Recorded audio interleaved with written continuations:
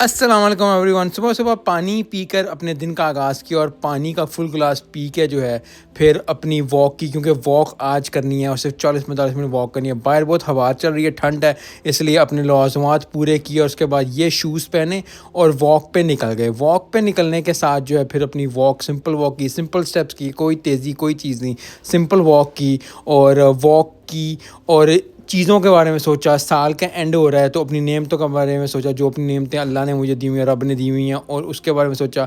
क्योंकि मुझे लगता ये है कि जब आप स्ट्रेंथ ट्रेनिंग कर रहे होते हो, जब जिम में होते हो, तो काफ़ी ज़्यादा आपका माइंड डाइवर्ट होता है, क्योंकि आप एक्सरसाइज पे फोकस कर रहे होते हो, आप HIIT कर रहे होते हो तो आप अपनी सांस पे फोकस करते हो। लेकिन जब सिंपल स्टेप्स पे सिंपल वॉक करते हो तो फिर आप बहुत ज़्यादा भी ज़िंदगी के बारे में सोचते हो कि क्या हो रहा है क्या नहीं हो रहा। ये बहुत ज़बरदस्त बात है, बहुत अच्छी बात है और आपको बहुत ज़्यादा चीज़ों पर फोकस करने को मिलता है।